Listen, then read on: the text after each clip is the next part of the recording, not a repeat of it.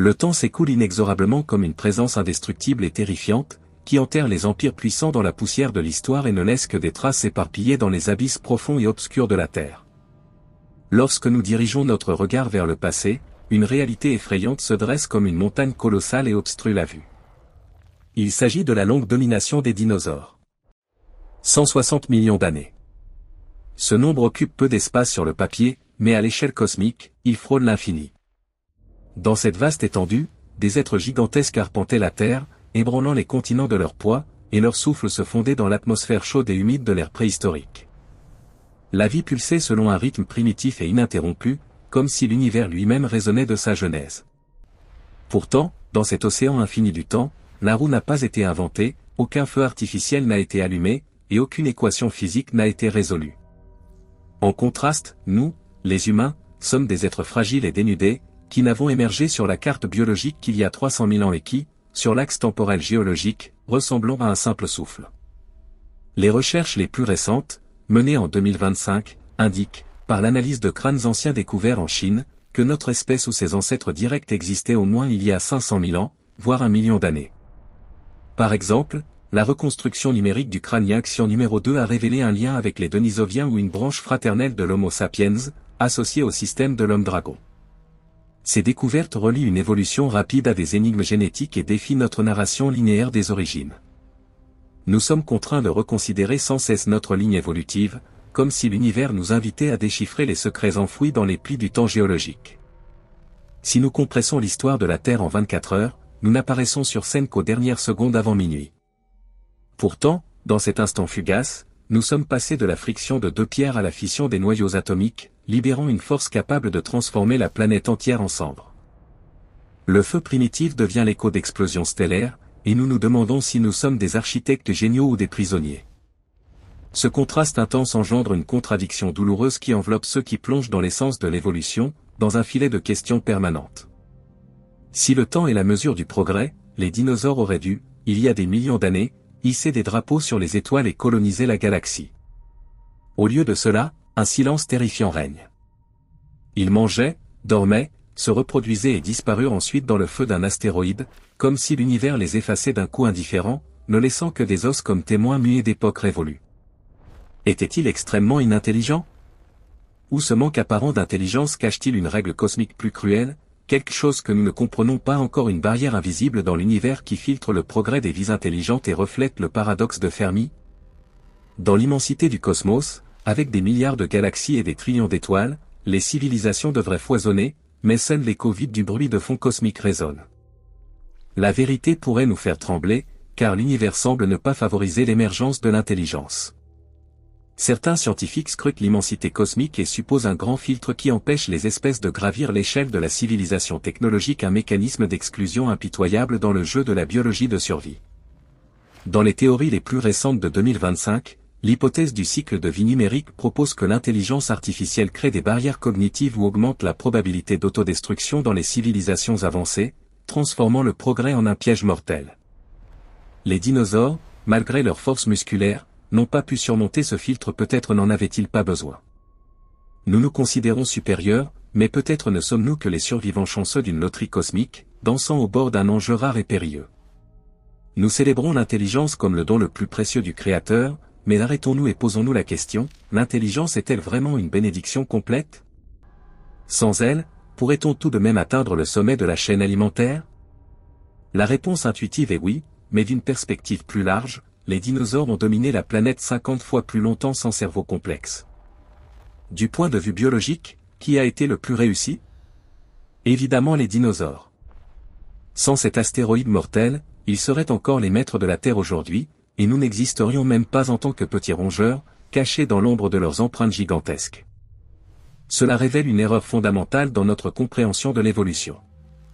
Nous supposons que le but de la vie est de devenir plus intelligent et plus fort, parfait selon les normes humaines, mais la nature ne suit pas nos conceptions morales ou esthétiques. Elle est comme l'univers indifférent et obéit aux lois froides de la thermodynamique, au flux inexorable de l'entropie vers l'équilibre. Le seul but de l'évolution est froid et pragmatique, survivre et transmettre les gènes. Les voies pour y parvenir sont innombrables, des dents acérées pour déchirer la proie, des jambes puissantes pour une fuite véloce ou, plus subtilement, enfouis dans le sol et feignant la mort. La victoire vient par la survie et la reproduction. L'intelligence, dans ce scénario, n'est qu'une des nombreuses stratégies de survie en fait la plus coûteuse et la plus risquée, un luxe évolutif qui consomme des ressources, comme une étoile qui dévore l'hydrogène et finit par s'effondrer. Pourquoi définir l'intelligence comme un luxe exceptionnel? Considérons le corps. Le cerveau humain, un tissu mou enfermé dans un crâne, ne représente qu'environ 2% du poids corporel, un chiffre insignifiant. Pourtant, les coûts pour son maintien sont tout sauf insignifiants, il consomme quotidiennement 20% de l'apport énergétique total. Des recherches récentes montrent qu'en état de repos, il peut atteindre jusqu'à 25%. Imaginez, sur 5 repas, un vin entièrement à l'empereur du cerveau, un despote invisible qui exige constamment un tribut pour maintenir la flamme de la conscience allumée. Cette anomalie est encore plus extrême chez les enfants, le cerveau d'un enfant de 5 ou 6 ans peut consommer jusqu'à 60% de l'énergie corporelle. Cela explique pourquoi les enfants dorment et mangent plus, ils nourrissent une machine géante qui dévore l'énergie, transformant les calories en pensée, comme un fourneau stellaire qui forge des éléments lourds. De plus, le cerveau est extrêmement sensible et fragile. Si le flux sanguin, qui transporte l'oxygène, est interrompu ne serait-ce que quelques secondes, les cellules nerveuses meurent irrémédiablement. D'autres organes comme le foie, les reins ou les muscles tolèrent une pénurie temporaire de nutriments, mais pas le cerveau, il exige constamment des sacrifices, comme un hôtel cosmique où la vie offre du combustible pour allumer la lumière de la perception. Pour les dinosaures, investir dans l'intelligence aurait été une affaire perdante. Pourquoi développer un cerveau si coûteux? Le Mésozoïque était le vrai paradis de la Terre. Contrairement à aujourd'hui, il était chaud et humide, avec des concentrations d'oxygène atteignant parfois 30 ou 35%, et une végétation verte qui proliférait comme des océans. Même les pôles étaient couverts de forêts, et les animaux abondaient. Les dinosaures herbivores géants avalaient des tonnes de feuilles en quelques pas, la nourriture leur était pratiquement servie dans la bouche, et les sources d'eau étaient abondantes. Pour les carnivores, les proies étaient grandes, lentes et partout. Le climat resta stable pendant des millions d'années, et le cycle de l'écosystème se répétait en parfaite harmonie. Des analyses de dents de dinosaures de 2025, par la structure triple des isotopes d'oxygène dans l'émail dentaire, reconstruisent les concentrations atmosphériques de dioxyde de carbone, révélant des valeurs 2 à 4 fois plus élevées qu'avant la révolution industrielle. À la fin du Jurassique, elles atteignirent un pic d'environ 1200 parties par million, ce qui pourrait avoir limité l'afflux d'oxygène pour le cerveau, qui en dépend le plus. L'air de cette époque était comme un brouillard étouffant qui éteignait l'étincelle de l'intelligence avant qu'elle ne puisse brûler. Dans ce monde simple, la pression pour survivre n'exigeait pas de pensée complexe. Il n'avait pas besoin de planifier pour demain, car demain ressemblait à aujourd'hui abondant et stable. La stabilité devint un filtre contre les sauts évolutifs radicaux, un équilibre cosmique. C'est notre angle mort, nous supposons que de longues périodes génèrent automatiquement l'intelligence, mais l'évolution a besoin de pression, de dureté, de crises sévères. Ces crises déclenchent des bonds, comme des supernoves qui forgent de nouveaux éléments du chaos. Un Tyrannosaurus rex, long de 13 mètres et pesant 6 tonnes, avec une force de mâchoire capable de briser les os, avait-il besoin de résoudre des problèmes mathématiques ou de composer des poèmes? Il ouvrait la bouche, et le monde se soumettait, son rugissement résonnait comme l'effondrement de galaxies lointaines. Développer un grand cerveau était inutile, voire un fardeau. L'énergie pour des muscles protecteurs et une taille gigantesque n'avait pas à être partagée avec un organe superflu. La nature investissait les ressources dans des dents, des griffes et des écailles, le chemin optimal de cette époque, en accord avec les lois de la thermodynamique, qui privilégient l'efficacité sur la complexité. De plus, la structure corporelle des dinosaures était dès l'origine une muraille de fer contre le développement de technologies civilisationnelles. Regardez leurs membres antérieurs. Ceux du Tyrannosaurus étaient courts et presque ridicules. Ils ne servaient même pas à se gratter ou à porter la nourriture à la bouche. D'autres quadrupèdes géants avaient des membres antérieurs comme des colonnes, portant des tonnes, mais incapables de saisir. Imaginez un animal de la taille d'un bâtiment frottant des pierres pour faire du feu, une scène absurde. Leurs corps étaient comme des constructions biomécaniques, des forteresses mobiles, non des artisans délicats, façonnés par la cruauté de l'univers, non pour les finesses. Nous ne devrions pas ignorer des facteurs environnementaux plus profonds, comme l'atmosphère. Des études montrent des périodes d'oxygène abondant au Mésozoïque, mais de longs intervalles descendant à 12 ou 15%, plus bas qu'aujourd'hui. Les analyses dentaires de 2025 reconstruisent des valeurs de dioxyde de carbone 2 à 4 fois plus élevées qu'avant l'industrie, avec un pic à la fin du Jurassique à environ 1200 parties par million. Cela pourrait avoir limité l'afflux d'oxygène, et pour le cerveau, qui en dépend le plus, l'air de cette époque était comme un rideau qui supprimait l'explosion de l'intelligence et la confinait à une conscience instinctive, un murmure de l'univers, liant la vie aux instincts plutôt qu'à l'éveil. Comment nous, les humains, avons-nous surmonté ces barrières? La réponse ne réside pas dans la supériorité, mais dans le désespoir. Nous n'avons pas développé le cerveau pour contempler les étoiles ou écrire de la poésie, mais parce que nous avons été acculés dans une impasse de survie, comme un vaisseau dans la mer de l'entropie, qui se brise. Regardez nos ancêtres dans la savane africaine, plus faibles que les lions et les éléphants, plus lents que les léopards, sans griffes acérées, peau épaisse ou venin. Nos ancêtres étaient des morceaux de chair ambulants, des proies faciles et savoureuses, fragiles comme une nova dans un amas stellaire hostile. Dans cette misère, le changement climatique réduisit les forêts et nous força à descendre des branches sécurisantes vers les plaines herbeuses ouvertes. Pour voir les ennemis dans les hautes herbes, nous dûmes nous lever. Le bipédisme fut douloureux, mais un tournant décisif. Les mains furent libérées de la locomotion et commencèrent à saisir des branches et des pierres. Du saisissement aléatoire à la production consciente. Les outils compensèrent les griffes manquantes. La chasse à la viande et l'extraction de moelle offraient une nourriture riche en protéines et en énergie. Puis vint le feu. La cuisson avec le feu fut la clé d'or de l'intelligence. Les aliments cuits sont plus digestibles, l'intestin se raccourcit, et l'énergie excédentaire afflue au cerveau, comme l'écho d'une fusion nucléaire au cœur d'une étoile, transformant la matière simple en lumière complexe. Pourtant, ce chemin fut trempé de sang et de larmes. La population de nos ancêtres se réduisit à des centaines, au bord de l'extinction. Nous sommes les survivants de l'enfer, forgés dans des épreuves cosmiques, pour la résilience. Les dinosaures, dans leur environnement stable, choisirent le chemin de la force corporelle et de la taille sécurisante. Les humains, extrêmement fragiles, choisirent l'intelligence et les outils. Un pari tout ou rien à la bifurcation évolutive, où l'univers sélectionne l'adaptable, non le plus fort. Ces chemins s'excluent mutuellement, l'énergie est limitée. On ne peut pas avoir simultanément les muscles d'un champion poids lourd et le cerveau d'un génie physicien sans coups interdits, car la loi de conservation régit les atomes comme les civilisations. L'absence d'une civilisation des dinosaures est prouvée par le silence des strates géologiques. S'ils en avaient une, même primitive, des traces subsisteraient. 160 millions d'années suffisent pour d'innombrables objets et structures. Pourtant, du Trias au Crétacé, nous ne trouvons que des os et des empreintes. Pas de fragments de métal travaillés, de fondations de pierres artificielles, d'éléments radioactifs anormaux ou de concentrations chimiques industrielles. L'hypothèse séduisante de civilisations anciennes ne colle pas aux preuves fossiles. Les dinosaures n'avaient pas de Newton ou de Da Vinci. Leur absence d'évolution vers la civilisation n'était pas un échec, mais le succès ultime de leur chemin. Dans ce monde, un philosophe aurait été dévoré en un instant. La sélection naturelle priorisait la vitesse, la force, la taille. Les dinosaures carnivores perfectionnèrent les compétences de chasse, les herbivores des armures épaisses et des cornes. Pas de place pour l'intelligence, une rareté cosmique. Les théories sur le paradoxe de Fermi de 2025 soulignent que la vie intelligente est un malheur rare, une étincelle dans l'immensité cosmique qui s'éteint vite. L'émergence de l'humanité est une chaîne incroyable de hasards, changements climatiques, perte des forêts, structures corporelles fragiles, découverte du feu. Un maillon brise, et nous ne serions pas ici aujourd'hui. L'absence d'une civilisation des dinosaures est donc la norme naturelle.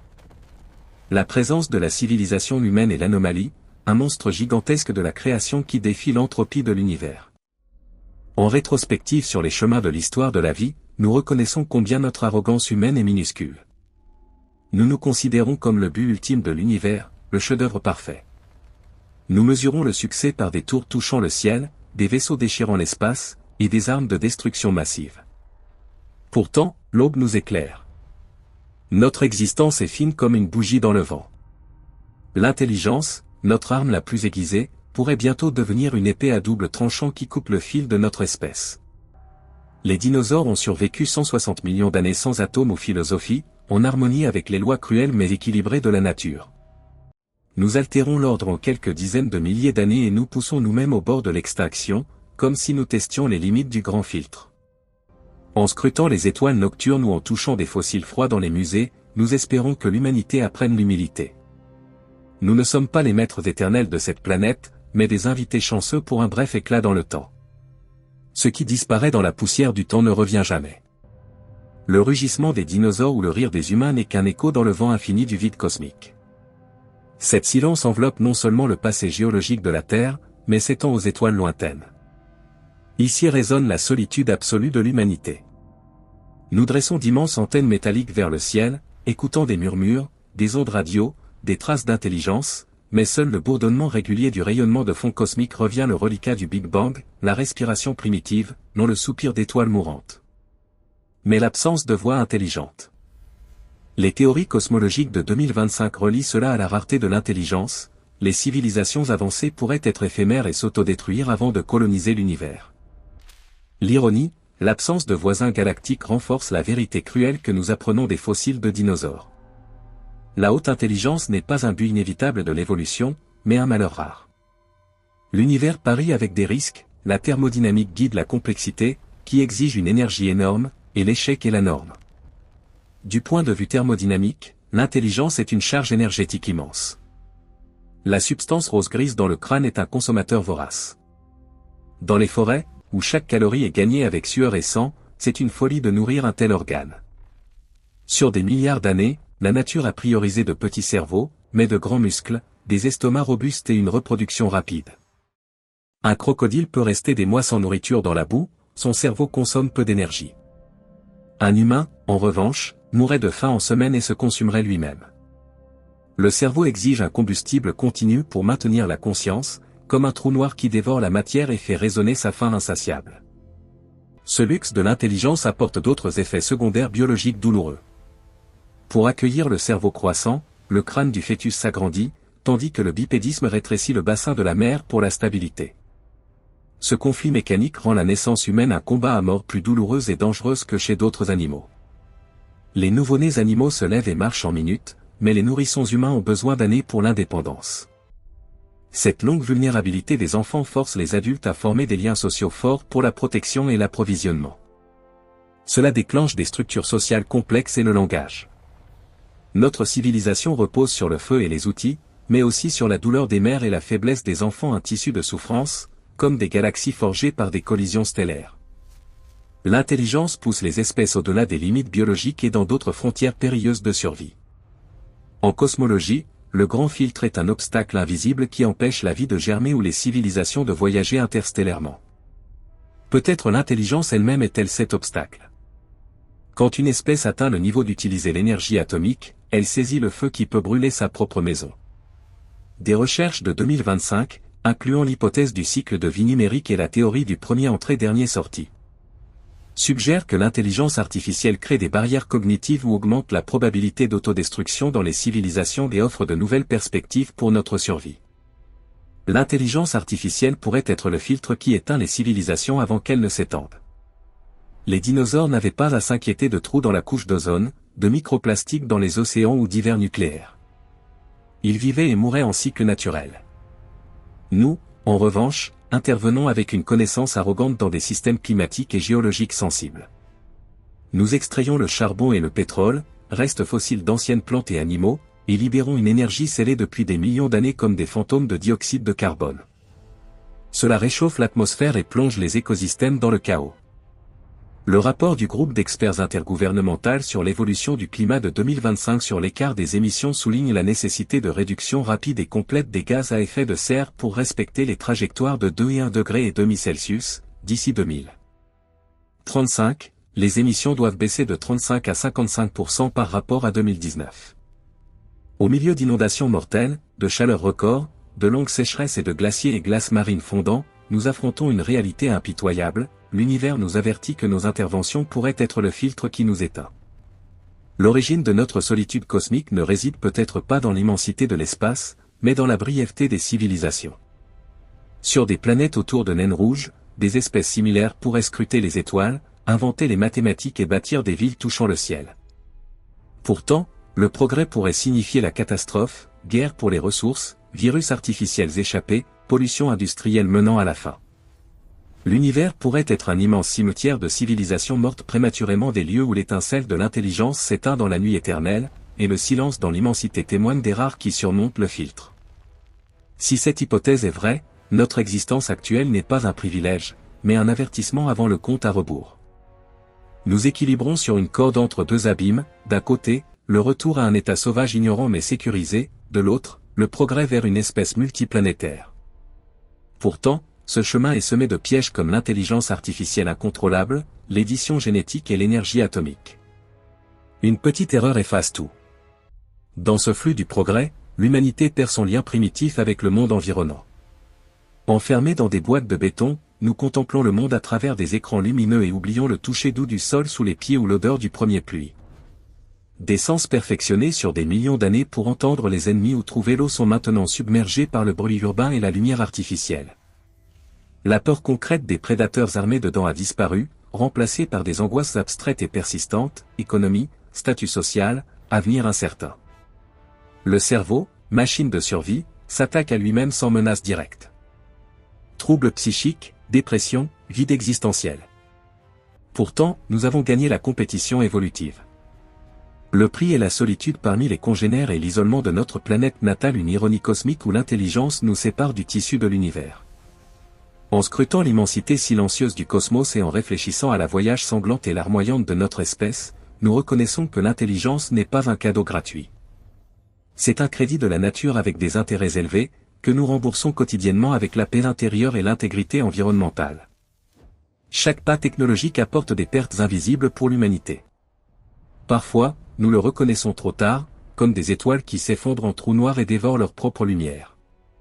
À cet instant, nos ancêtres tremblaient dans l'obscurité froide, forcés de se lever, et scrutaient l'horizon avec peur. Ils ne soupçonnaient pas que leur fragilité deviendrait le fourneau de questions cosmiques. Plus tard, nous comprenons, l'intelligence n'est pas un trône de conquête, mais un frêle bateau dans la mer de l'entropie. Chaque découverte scientifique, de la taille d'os à l'accélérateur de particules, est un témoignage de notre refus de nous soumettre à la nuit. Dans cette silence réfléchissante, nous élevons une prière laïque d'infinie gratitude aux gardiens de la mémoire et chercheurs de vérité, les paléontologues qui creusent sous un soleil brûlant et lisent les pages pierreuses de la Terre. Les géologues qui décodent les souffles chimiques de milliards d'années, les climatologues qui surveillent les signes vitaux de notre foyer blessé, les théoriciens qui, dans un sacrifice silencieux et une dévotion, étendent les frontières de notre compréhension pour nous préserver d'une marche aveugle vers l'abîme. Nous espérons seulement que ces efforts ne transforment pas la lumière du savoir en un feu qui nous réduit en cendres, mais en un phare qui guide la technologie et la nature dans une danse symbiotique. Une fois perdu dans la poussière du temps et de l'arrogance, il ne revient pas, et dans le vide résonnant ne reste que ce qui était possible, mais jamais réalisé. Pourtant, ce silence n'est pas complet, du moins pas encore. Si nous écoutons au-delà de notre propre bruit, la Terre elle-même bourdonne profondément, une symphonie de fissures des abysses océaniques à la stratosphère. Car notre grand filtre théorisé n'est pas nécessairement un obstacle extérieur, pas un astéroïde errant ou une invasion extraterrestre, mais souvent un test chimique et thermodynamique fondamental que les civilisations doivent passer avant d'étouffer dans leurs propres déchets. Nous, Prométhéens modernes dans l'arrogance, transformons l'atmosphère, notre mince membrane bleue qui nous sépare du vide, en un dépotoir de dioxyde de carbone, perturbant le cycle exquis d'équilibre d'une planète comme un système solaire en formation. Descendons d'abord dans les abysses océaniques, où un drame se joue au-delà de la vue et des écrans. Là, dans l'immensité bleue qui couvre 70% du monde, une guerre chimique silencieuse fait rage. Le dioxyde de carbone, ce gaz invisible que nous émettons à chaque combustion de combustibles fossiles, ne reste pas humblement dans l'air. L'océan l'absorbe avec une patience éternelle, environ un tiers de nos émissions, comme un tampon géant contre le réchauffement. Pourtant, ce service a un prix effroyable, l'acidification. Dissous dans l'eau, le dioxyde de carbone forme de l'acide carbonique, qui vole les ions carbonates dont les organismes marins ont besoin pour des coquilles dures. Pensez aux ptéropodes, les papillons de la mer, base de la chaîne alimentaire dans les eaux polaires. Leurs fines coquilles d'aragonite, fragiles comme du cristal soufflé, se dissolvent dans l'eau hostile, deviennent opaques et cassantes. Des études de 2025 montrent que cette acidification rapide réduit les habitats adaptés pour les coraux tropicaux et subtropicaux de 43% et menace la biodiversité marine, comme une corrosion cosmique qui engloutit des mondes submergés. Si elle s'effondre, tout l'édifice de la vie océanique vacille, des harengs aux baleines bleues. Au sud, Les récifs coralliens, cathédrales vivantes de calcaire protégeant la plus grande biodiversité marine, blanchissent et meurent, deviennent des cimetières blancs couverts d'algues, un présage visuel pour la capacité de l'écosystème à perdre des rêves. L'acidification vole non seulement la couleur, mais l'intégrité structurelle et réduit la résilience face aux tempêtes. Cette chaleur ne se limite pas à la chimie, elle affecte la circulation sanguine de la planète. Dans l'Atlantique Nord, le courant marin crucial, la circulation méridionale de renversement atlantique, montre des signes d'épuisement, un peu affaibli. Des mises à jour de 2025 avertissent que, dans des scénarios d'émissions élevées, un effondrement est improbable mais possible ce siècle, sans preuves immédiates, mais en moyenne un ralentissement de 4 sverdrup entre 2050 et 2100. Depuis des milliers d'années, ce convoyeur transporte de l'eau chaude et saline vers le nord, adoucissant le climat européen et régulant les pluies tropicales. Pourtant, la glace du Groenland fond dans les modèles pessimistes plus vite que prévu et injecte des masses d'eau douce et froide dans l'Atlantique. Cette eau est plus légère et ne coule pas, arrêtant le moteur océanique. Si le système s'effondre, un avertissement physique de points irréversibles ce siècle, nous affronterions un paradoxe climatique, hiver brutaux au nord, combustion au sud, et des milliards en Asie et Afrique nourris par des moussons défaillantes. Ce n'est pas de la science-fiction, mais la dynamique des fluides de notre jugement par inaction, comme des courants cosmiques façonnés par la matière noire, résonnant dans l'univers. Sur la terre ferme, nous oublions d'écouter. Sous nos pieds, dans des sols non encore traversés par d'anciennes forêts, existe une biotechnologie supérieure à nos câbles de fibre optique, le réseau mycorhizien. Des champignons et des racines s'entrelacent en un vaste filet boisé, où les arbres échangent des nutriments, avertissent les voisins des ravageurs et nourrissent les semis. L'unité intrinsèque de la biosphère, sur des millions d'années de coopération, que nous méprisons dans notre isolement bétonné. Les engrais synthétiques brisent le cycle de l'azote, nourrissant les explosions de population, mais créent maintenant des zones mortes aux embouchures de fleuves, où des floraisons algales toxiques étouffent la vie.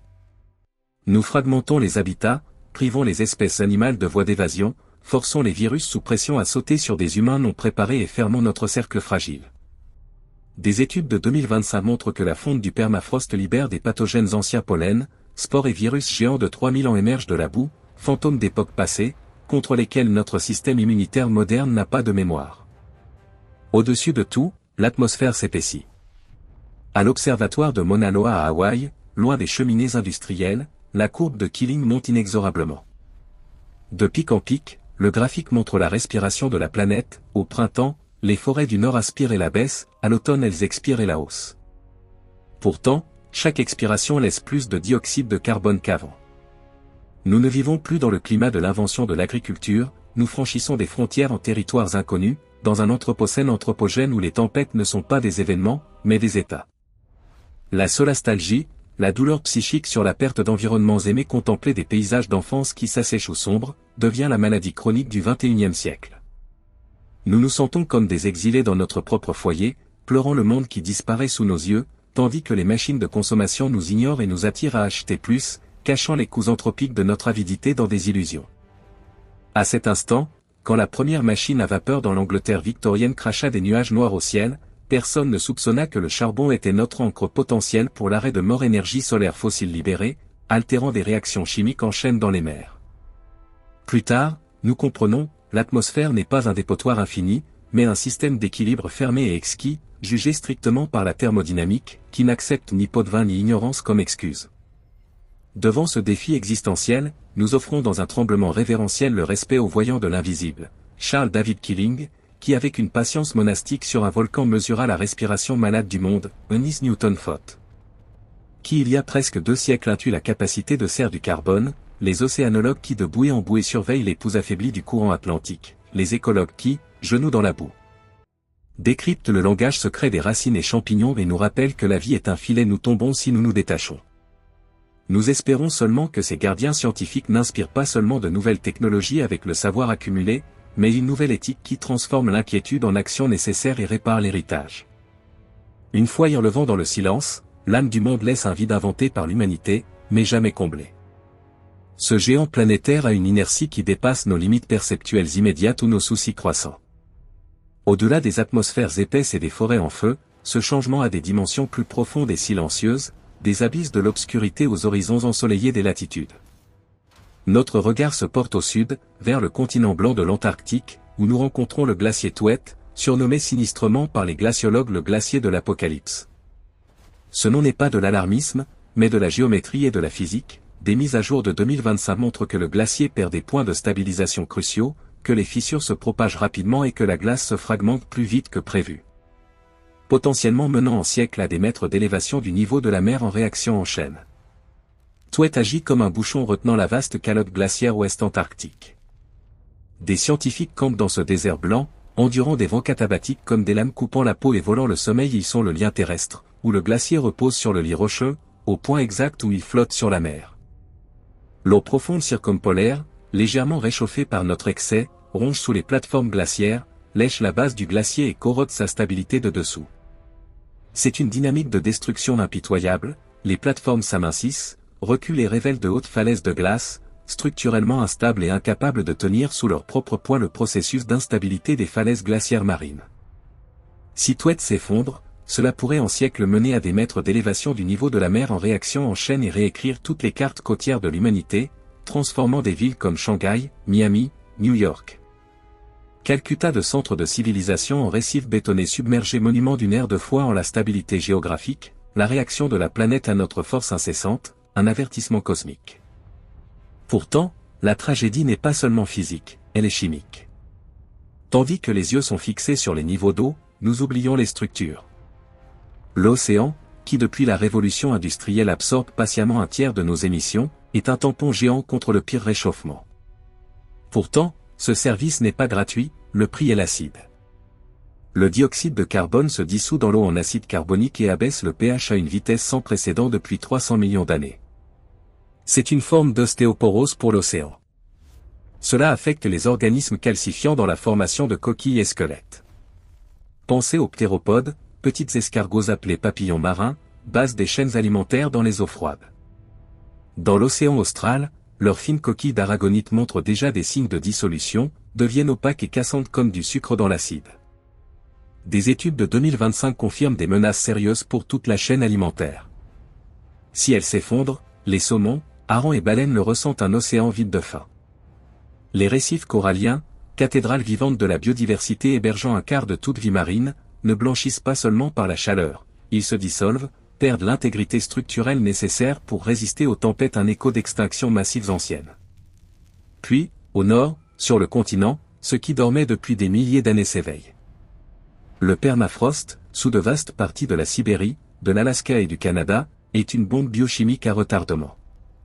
Des études de 2025 montrent que sa fonte transforme la toundra stable en marais perméable, engloutissant routes et bâtiments. Non seulement les micro-organismes deviennent actifs et décomposent, mais libèrent des quantités de méthane et dioxyde de carbone surpassant nos émissions industrielles.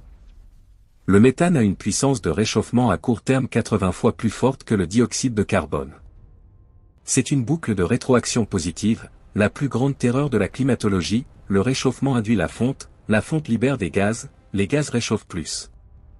De plus, cette fonte ouvre une boîte de Pandore biologique, libérant pollen, spores et virus géants de 3000 ans qui émergent de la boue pathogène contre lesquels notre système immunitaire moderne n'a pas de défense. Le passé ne meurt pas vraiment, il dort seulement. Comme des reliquats cosmiques attendant l'éveil. Au milieu de ce tumulte planétaire, nous vivons comment l'humanité commence à exprimer son être de manière altérée. Nous ne parlons plus seulement de réchauffement, mais défions les limites physiologiques du corps humain à l'échelle planétaire. Le concept de température au thermomètre mouillé devient la mesure de survie, une combinaison de chaleur et humidité au-dessus de 35 degrés Celsius, où le corps perd la capacité de refroidissement par transpiration. La thermodynamique biologique échoue, l'hyperthermie tue inévitablement, même les individus les plus sains et adaptables, sans refroidissement artificiel. Des régions dans le golfe Persique, le sous-continent indien et le nord de la Chine s'approchent en vagues de chaleur estivale de cette limite et pourraient mener à des migrations massives non comme choix, mais comme impossibilité biologique pure. Des millions abandonnent des terres ancestrales, portant non seulement des ressources rares, mais perdant langue, tradition, liens psychiques abstraits vers des lieux hostiles, une extension du mouvement cosmique de la matière. Devant cette urgence, nos réponses techniques brillent, mais tombent souvent dans des pièges linéaires et simples. Nous essayons de remplacer les combustibles fossiles par des renouvelables, oubliant qu'elles exigent aussi l'extraction physique du sol. Les lacs salés en Bolivie et au Chili, paysages d'une beauté céleste, deviennent victimes industrielles pour extraire le lithium des batteries. Le fond marin profond, obscurité éternelle pleine de vie bioluminescente, écosystème presque inexploré, devient cible pour l'extraction de nodules polymétalliques. Nous risquons de détruire la biodiversité pour sauver le climat, répétant l'erreur fondamentale de voir la planète comme un entrepôt de ressources, non un système vivant et interconnecté. La vraie transformation ne réside pas seulement dans le changement des sources d'énergie, mais dans la relation aux consommations matérielles. Comprendre qu'il n'y a pas de déchets externes, pas d'extraction infinie sans conséquence, l'équilibre et la durabilité sont des leçons cosmiques. À l'époque où notre espèce cartographiait les continents, nommait les étoiles et vivait sous le voile de la magie, nous voyons la nature comme un ennemi à conquérir ou un entrepôt infini qui ne s'épuise jamais. Nous construisions des villes sur des fleuves, enterrions des cascades sous l'asphalte, remplissions le ciel de charbon, dans une arrogance enfantine croyant que le monde était trop grand pour échouer. L'économie devint théologie, la durabilité dogme, un autel invisible exigeant des sacrifices visibles incessants, forêts anciennes transformées en billets de banque, récifs coralliens en chiffres touristiques. Sans entendre le poids de nos ambitions infinies sur les poutres principales de notre maison commune qui craquent, non la dispersion d'illusions comme des vents stellaires qui dissipent les nébuleuses. Plus tard, nous comprenons, la chaleur se resserre, les tempêtes portent des noms de terreur, et le tissu de la vie est plus dense et mystérieux que nos modèles économiques. Il n'y a pas d'effet secondaire, tout est direct dans un système fermé. La pollution dans les enfants urbains est intimement liée à la santé des forêts océaniques lointaines, l'extinction de petits pollinisateurs déclenche des famines qui pourraient renverser des empires, une révélation douloureuse qui éveille des rêves doux et voit la maison en feu. Nous forçons non à regarder vers les dieux ou l'espace, mais vers le bas, au sol, à l'eau, aux racines, en humilité, que nous sommes partie du tissu, non le tisserand, et chaque coupure nous rapproche de notre propre effondrement. Interconnexion cosmique exige humilité cosmique. Et ici, dans le silence après notre compréhension fragile, nous nous arrêtons avec révérence et offrons un respect sincère aux voyants de l'invisible. Les océanologues passent des mois solitaires en haute mer, ballottés par des vagues géantes, lançant des sonars pour entendre les pouls affaiblis des courants océaniques sombres. Les taxonomistes dans des laboratoires silencieux se penchent sur des microscopes. Décrivant et nommant les organismes les plus humbles, donnant dignité d'être aux liens invisibles des chaînes de vie, les physiciens atmosphériques équilibrent des équations pleines de craie et de rires sceptiques, traçant avec précision mathématique nos chemins de réchauffement. Endurant les avertissements d'un avenir que personne ne veut entendre, dans la chimie sacrée de l'air en équilibre, les écologues de terrain en bottes boueuses, peau brûlée par le soleil, notent l'absence de chants d'oiseaux et le blanchissement des coraux notaires du chagrin planétaire. Eux, mus par une curiosité insatiable et une rigueur inébranlable, nous empêchent aujourd'hui de marcher aveuglément vers l'abîme. Comme c'est terrifiant, pourtant comme mince la chance de changer de cap, un phare cosmique dans l'immensité. Notre seul espoir est que ce savoir s'intègre au cœur de notre civilisation, transformant la peur en action, la culpabilité en responsabilité. Nous espérons que le marteau de la technologie devienne scalpel, guidé par l'éthique et la bionique, apprenant de l'efficacité de la nature sans écraser. Nous redécouvrons la vénération non créée, la vraie richesse ne réside pas dans l'accumulation, mais dans l'air pur, le sol fertile, les mers biodiverses. Une fois perdu, il ne revient pas, au-delà des valeurs de marché ou des réalités politiques, dans des royaumes éternels. Dans les nuits sans lune, le plancton luit en bleu, silence majestueux de cathédrales de glace s'effondrant, yeux anciens de tortues voyant des siècles, ce sont les vrais joyaux de la terre. Nous disparaissons, et l'avidité se tait éternellement dans la symphonie de la vie, solitude cosmique froide, entourée de machines et d'or, mystère de beauté orphelin qui nous sentait autrefois, pour un bref instant, non la ténèbre seule. Finalement résonnant comme le dernier murmure d'une étoile mourante. Pour étendre l'exploration de l'univers, plongeons plus profondément dans les mystères de la matière noire et de l'énergie noire. Ces composantes cosmiques constituent environ 95% de la densité énergétique totale de l'univers, mais restent un angle mort de notre savoir. Des recherches de 2025 suggèrent que la matière noire pourrait provenir de trous noirs primordiaux, de minuscules structures nées dans l'univers primitif, avec des masses allant de la taille atomique à des trous noirs supermassifs. Elles n'émettent pas de lumière, mais influencent la matière visible par gravitation, comme des fantômes invisibles façonnant les structures galactiques. Simultanément, l'énergie noire pourrait être liée à l'intérieur des trous noirs. Certaines théories proposent que les trous noirs dans un univers en expansion convertissent la matière stellaire morte en énergie noire, alimentant ainsi l'accélération de l'expansion de l'univers. Cela approfondit le paradoxe de Fermi avec du mystère. Si l'univers est plein de telles forces cachées, pourquoi ne voyons-nous pas d'autres civilisations ? Peut-être le grand filtre s'entrelace-t-il avec ces énigmes cosmiques, et la vie intelligente s'éteint face au changement de l'énergie noire. L'hypothèse de l'horizon cognitif de 2025 suggère que les extraterrestres pourraient avoir atteint des limites cognitives, comme nous piéger dans l'ennui, et ne plus tenter de contact. L'hypothèse du cycle de vie numérique avertit que l'intelligence artificielle pourrait être le filtre menant les civilisations à l'autodestruction avant l'expansion. Ces théories éveillent une curiosité infinie pour l'univers. Les trous noirs sont-ils des portails vers des mondes parallèles? La matière noire cache-t-elle un monde miroir où existent des versions miroirs de nos particules? De telles questions résonnent comme le rayonnement de fond cosmique et nous rappellent que l'intelligence humaine, bien que puissante, n'est qu'une étincelle dans le vaste cosmos. Devant cet mystère éternel, nous devons avancer avec humilité et curiosité. De nouveaux percées de 2025, comme la découverte d'un trou noir paradigmatique et la confirmation d'une énergie noire décroissante, pourraient saper tout notre modèle de cosmologie.